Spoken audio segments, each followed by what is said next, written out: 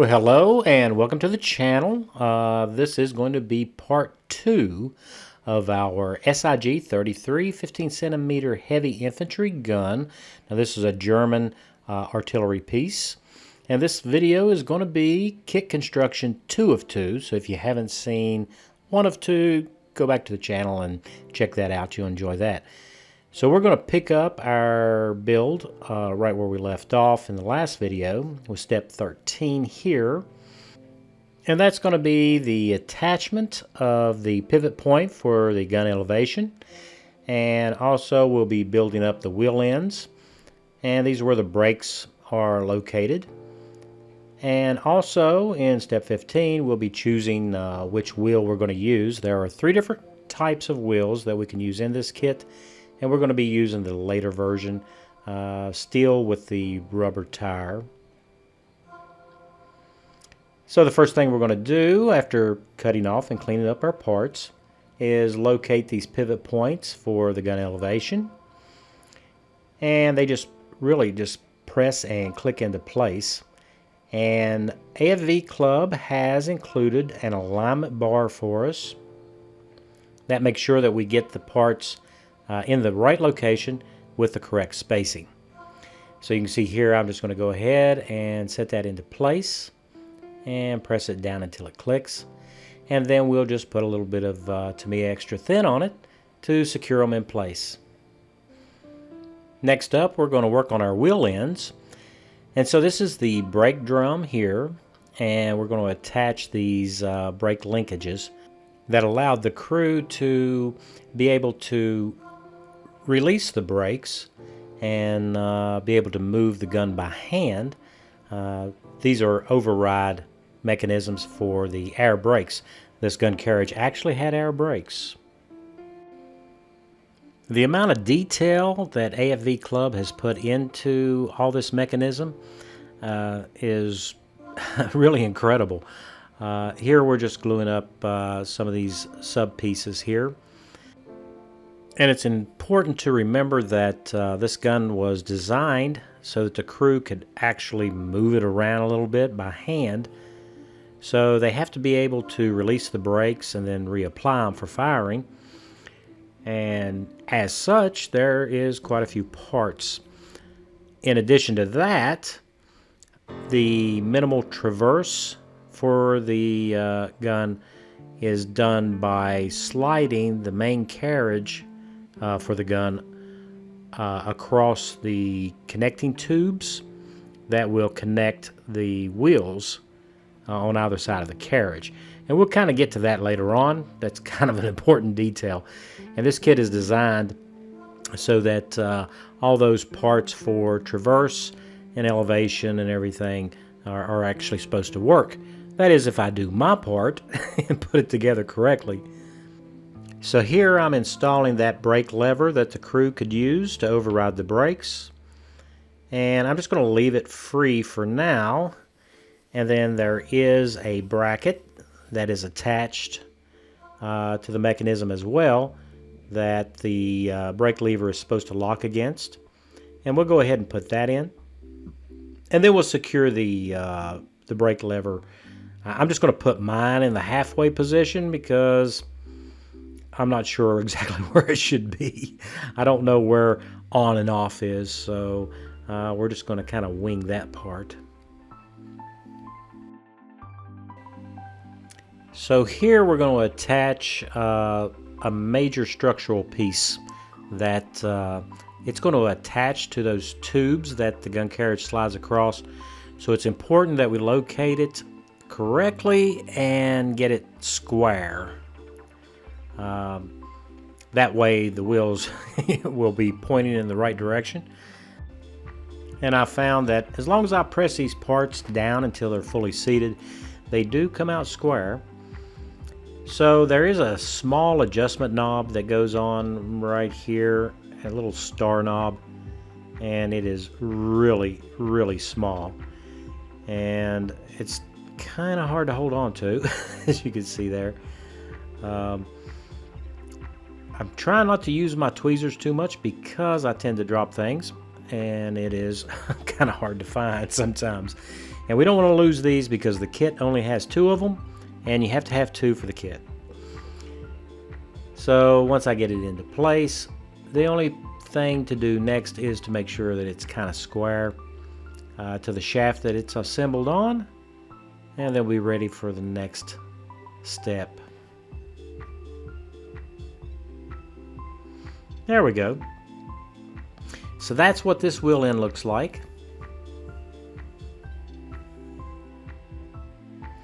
Next up is the actual brake chamber, and just a little bit of glue, and we'll assemble that.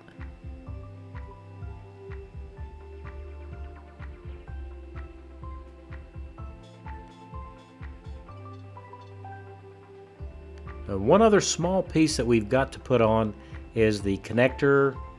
I imagine it's for the brake hose.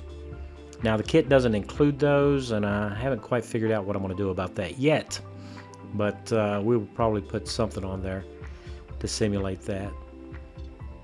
And as you can see here, that little fitting that goes on top of it is really, really small, and I'm kind of hoping that I don't lose it.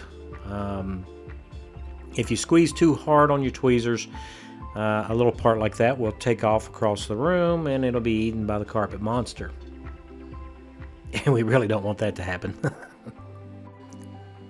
And here is the completed assembly, and there's a lot of detail there. So next up, yeah, I kind of messed up the aspect ratio on the video. Sorry about that, but it's good enough we can still see. This is the first time, I think, in my videos that we've started to use a little bit of damage to parts, and these are solid tires that are on a steel rim. So what I'm doing here is we're just going to use a saw and an X-Acto blade to add some damaged wire or rubber, which is exactly what would happen with these being in heavy use, and little bitty pieces of rubber are going to come off. And that is something that we need to go ahead and do before we attach the wheels to these wheel ends. We don't want to damage anything in all those small handles and fragile pieces that are there for the brake components. Just want to make sure that that is glued down nicely. And it is a really good fit. Next up is to attach the outer hub, and a little bit of cement, and into place it goes.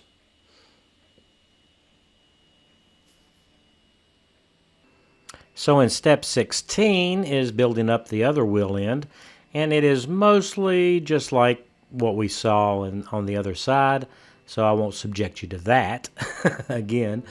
And then of course the attachment of the wheel.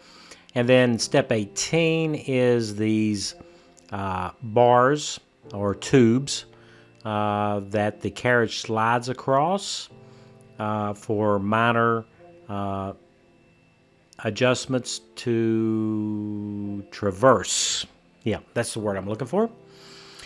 But, and there's always a but, those parts fit really, really tight. So what I'm going to do is use a numbered drill bit set here and just kind of ream these out. Drill them out just a little bit bigger so that they'll slide freely. Other than these parts being really tight in their bores, they need to slide back and forth in order for the minimal traverse to work. And as you can see here, after we ream it out, it will slide back and forth nicely. We need to make enough clearance for paint, because once all these parts are painted up, and paint, no matter how thin it is, it does take up a certain amount of space. So my method of doing this is to go through my drill bit set until I find a drill bit that will slide into the bore, and then I'll pick the next largest bit which I'll use to drill it through, and that'll allow the part to slide much more freely than it wants to. And as you know, in most kits with parts that are supposed to move back and forth, you do have to do a little bit of modification to them, and that's what we're doing here. We want these parts to slide back and forth nicely. Now after we paint this, we may have to go back through and pass a drill bit through them once again. But you know, that's kind of the thing that you get when you're doing modeling, especially if you want parts to move. Alright, so that completes step 18, and now we're going to move on to 19. Now this is where they want us to attach our wheels, and I'm going to have to think about that for a little bit. But there are some parts that we can go ahead and assemble. Put this air tank on this front cross member, and that's for the brakes. And we're going to kind of wait on attaching those wheel ends. And then also we need to cut out that spacer that we put in for our gun pivot point, and we'll go ahead and do that. And we're going to need to test fit the gun to make sure that it fits correctly and that I can get it in and out.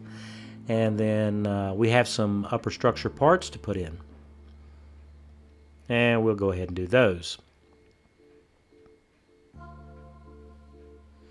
So here's that air tank, and I'm just going to glue it up to the front cross member, and we'll let that set up while we work on some of the other parts. And here we're just going to go ahead and use our sprue cutters, and we'll just cut this alignment piece right out, and that way we can go ahead and try to insert the gun pivot points here. So it is a really tight fit, and I do manage to get it in without breaking it. Just be very careful when you do this. I don't want anything to happen that I'm going to have to fix later on. But now is the time to find out whether or not that's going to actually occur. And it does go in, and it actually works. So that's amazing. I am impressed with the engineering on this kit. Really impressed. So next up, we have a couple of brackets that we need to glue up to this top structure element right here. And I'll just go ahead and put that on. I've already put the one on the other side. And a little bit of to me extra thin to tack that into place, and then we'll glue it in nice and solid once we get it seated. So now that I've thought about this a little bit, we're going to go ahead and insert these traverse tubes, is what I'm going to call them. I really don't know what the Germans called them, but this is what the carriage slides back and forth across for minimal traverse adjustments. And we're going to go ahead and fit our wheel ends onto those tubes. So there is a shaft that actually travels between the two wheel ends, and I imagine this has to do with the brake adjustment to either let the brakes off or disengage, which would fully engage the brakes. So we're just going to line this up and slide them into place. And then we're going to line up that shaft onto the opposite wheel end. If I can get it to go in there. Okay, yeah, all right, almost got it. There we go. All right, whoo. And then we're just going to seat that onto those tubes. Make sure everything's seated correctly. And as you can see here, the carriage slides back and forth. Hopefully after we get everything finished up and glued up and painted up and everything, that still works correctly. So I'm just going to glue these on one wheel end. So I've chosen the right side of the gun carriage here to glue those. And I'm just going to set it with the wheels aligned correctly. And we're going to let that set up. So next up we have that front cross member that has that air tank on it. And we're going to set that into place. And I'm just going to glue that up to the same side that I glued up those tubes that travel through the chassis. So next up is step 22, and that is going to be the assembly of these cylinders and these levers that's on them and the rams that goes with them. And since we're going to be leaving the gun off, this particular connection point right here is going to be an issue when it comes to gluing everything up. We also have to decide which one of these sight lengths we're going to use before attaching all this. And then we also have some hand wheels to do, and then in step 24 we have our gun shield to put together. So let's go ahead and start working on some of that. So we're going to start with these levers along with these rams, and there is a pin that we locate that on, and then there's a very, very small half of the clevis that needs to go in place. As you can see here, I'm not using my tweezers because I would lose that part very quickly. I just put a little bit of Tamiya extra thin onto that clevis half and then press it into place. And I want to make sure that this part is still able to move back and forth. We want to use very little glue because we don't want it to get glued into a permanent position. And here we're just going to check the fit inside these cylinders to make sure that they still slide back and forth. Next up, on these hand wheels, I think one is for traverse and the other one's for elevation. There's one on each side of the gun chassis, and it does have a rather small handle to glue into place. And again, I'm not using tweezers, I'm just going to use my fingers. And I just want to make sure that it is perpendicular to the wheel. So now it's time to work on the gun shield.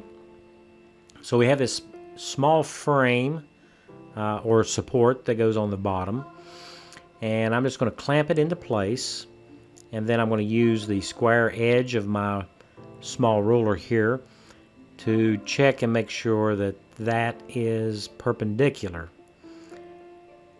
And then we'll just touch it up with a little bit of Tamiya extra thin to glue it into place. We want to make sure that these parts are as square as possible. That way we shouldn't have any issues when we go to attach it to the gun. So there is a small part that goes on that kind of looks like a horn. I really don't know what it is, but we're going to put that into place and make sure that it's seated properly.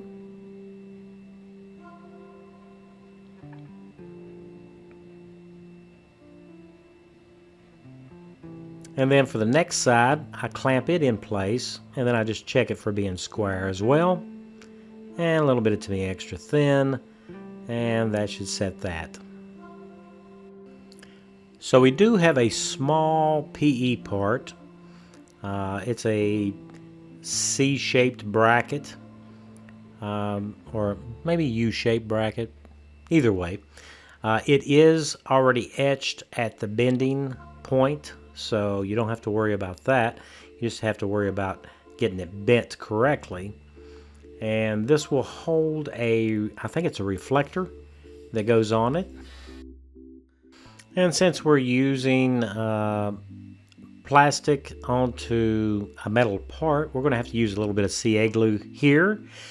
That way that part will be attached firmly. You can't use to be extra thin to attach plastic parts to metal. They're just not going to stay. So we just want to make sure that that's on and seated correctly. And then we can go ahead and, using the CA glue again, we can attach that bracket right to the gun shield. So here we want to make sure that that bracket is in the little cutout where it belongs, and it's seated fully, and it is as square to it as we can get.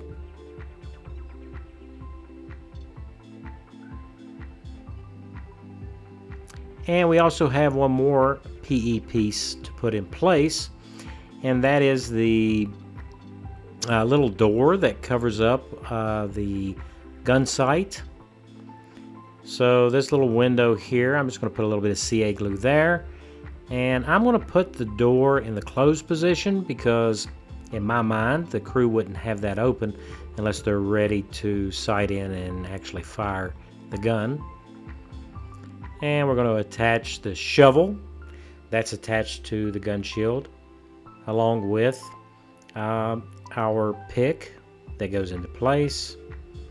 There are also some wooden sticks here. I think they're surveying sticks or gun sighting sticks. I forget what they call them, but they're attached to the shield as well. Moving on to step 25, which is the back side of the gun shield. Now there are decals here that we're not going to be putting on yet. We'll put them on later. There is a small canister that goes in there, and also it looks like gun cleaning rod, and also some PE clamps for this gun handling handle that we would use if the handle was not in the stowed position, but I think we're going to use the stowed handle. And then also we have there's a canister attached to the upper brackets, and then there's the lower brackets also, along with that hand wheel, and we're going to leave that off for now. So here is our gun cleaning rod. We'll just put that into place and glue it down. A little bit of to be extra thin, that'll secure that in place. And also here's that canister that goes on the back side of the shield, and we'll just tack that into place. Make sure it's straight. And now we're going to attach those lower brackets. Now those are the beefy brackets that are going to attach to the bottom portion of the gun shield. And there's a left and a right. Well, it's supposed to be a left and a right. Get it into place there. So I'm just going to put a little bit of to be extra thin on the ends of them there, and line them up with the shield. And it's a pretty clear attachment point where they're supposed to go. And we're just going to hold that into place until it tacks up. And then we can go ahead and start attaching the upper brackets. Just making sure everything lines up. And if you clean these parts up and you make sure that everything is as square as you can get them, then these line up really nice as well. So it's not an issue. And as I go through this build, I am more and more impressed with the engineering of this kit. And we have the opposite side upper bracket to put on as well. And it fits just as good as the other side. And trust me, if a hillbilly can do this, I'm sure you can. But it is a really good fitting kit. I just can't get over that part. So moving on with our instructions, we got step 28, and this is the large recoil spade or recoil chalk for the gun. and it'll be attached onto the smaller recoil chalk. And you can also stow it in the towed position. And then step 30 shows us how the T-handle, where it is located if we are in the towed position, or where it would be mounted if we have that auxiliary spade in place. And I think that's the version that I'm going to build. So we're going to start with gluing up this auxiliary spade or chalk, and I'm just going to glue it up in the center and make sure that that tacks up really well, nice and solid. And as you can see here, it kind of springs back and forth here from one side to the other.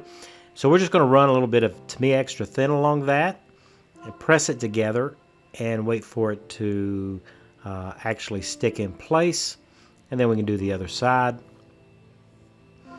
So we do have a bracket that goes in the center of this for the T-handle, and we're just going to glue that into place. And there are two grab handles that actually go on here, and we're going to glue this one into place. And you can see here that I have left the sprue gate long on this handle. After we get the handles in place, there's also a locking lever for the T-handle on the T-handle bracket, and we'll glue that into place. So I didn't wait long enough for that to be nice and solid, but I'm just going to go ahead and trim off the sprue gates off of those, and then we just come in and sand that down nice and smooth. That's much easier than trying to do that with the part already cut off with the sprue. Here at least it has a good solid foundation, and we can smooth that out. So next up is to glue that auxiliary spade into place. A little bit of Tamiya extra thin where the pins slide through, and then I'll just glue it up around the edges of it. Also, we have the T-handle, which is removable, but I'm just going to go ahead and glue it into place.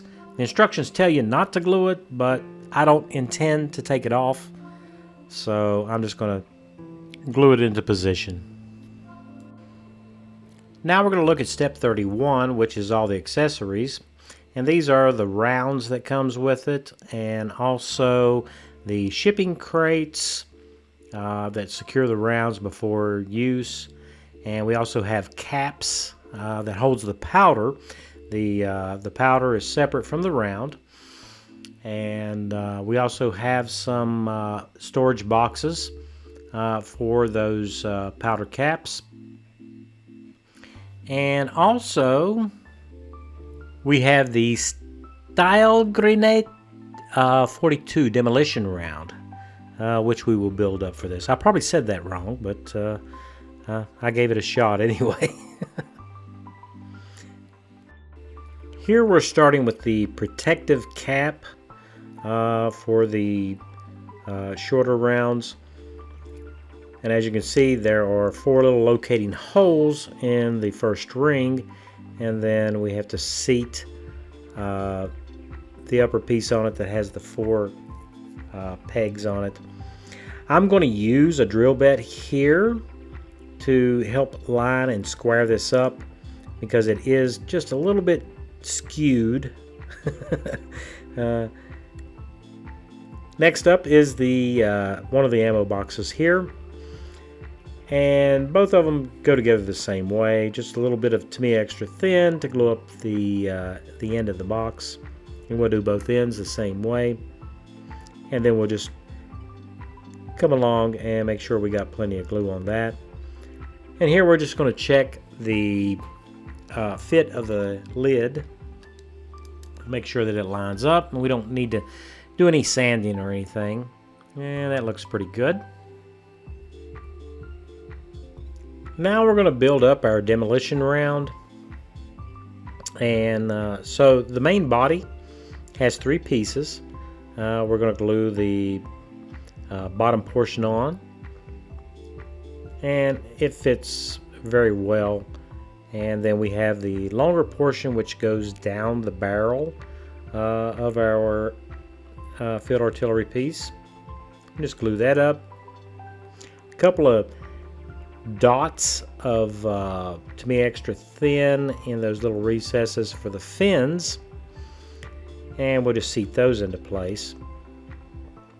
So there are 3 fins to attach, and I just want to make sure that these are glued up in nice and solid. And here we go. That's all 3 of the fins that help stabilize the round when they fire it, and it just slides into the barrel, and then they use a powder charge to launch it. That looks pretty cool. I kind of like that. So now we're going to work on these storage crates or transport crates for the regular rounds. There is a sliding gate that goes in the end of it, and then we have the round that will set inside there, and then we have our protective piece that we built up earlier that keeps the end of the round from being contacted. Wouldn't want a premature detonation here. And then there is the block piece that goes in the very end. We'll slide that in,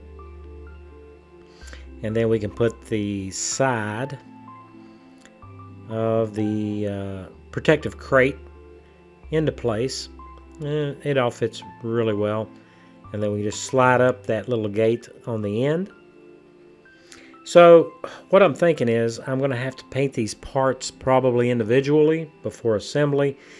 There's no way to paint the round individually, and then the protective cap, and then all the wooden parts, which is the crate, which I just took apart there accidentally.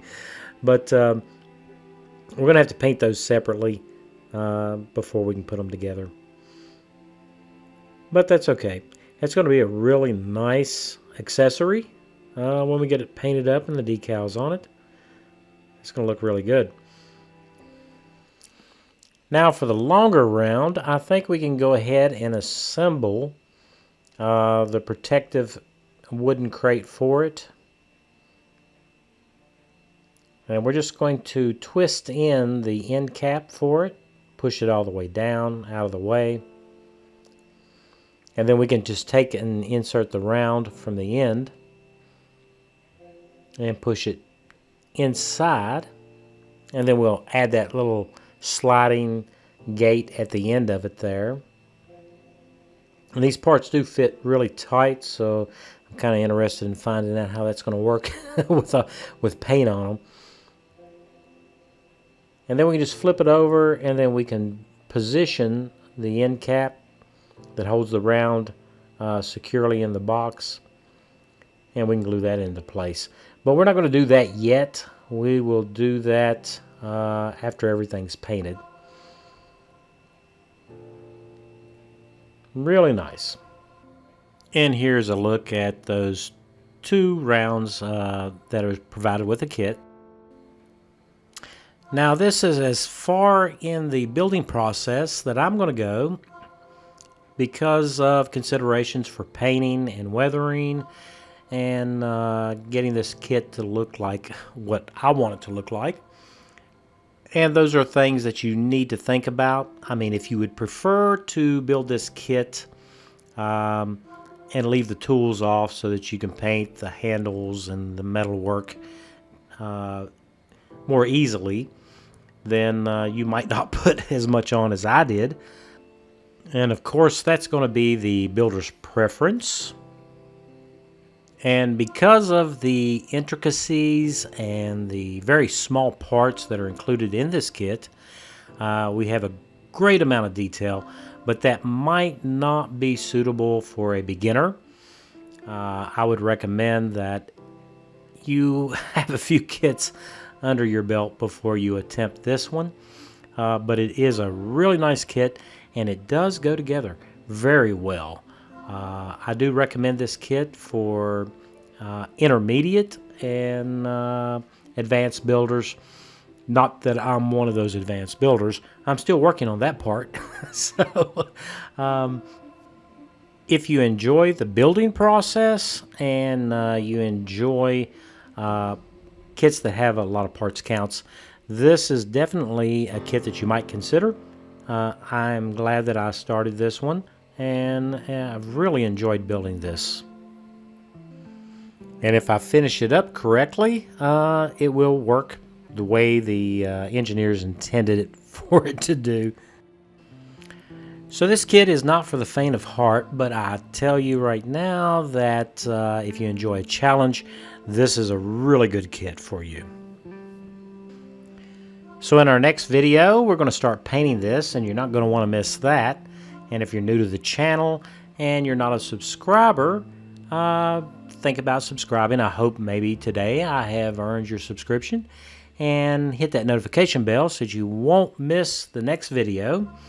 And if you enjoyed this video, please give me a like. I'd appreciate that. And for all my current subscribers, it's because of you guys that I continue to make these videos for you to enjoy and to see models that maybe you haven't built before and you might want to do in the future. So until the next video, I will see you then.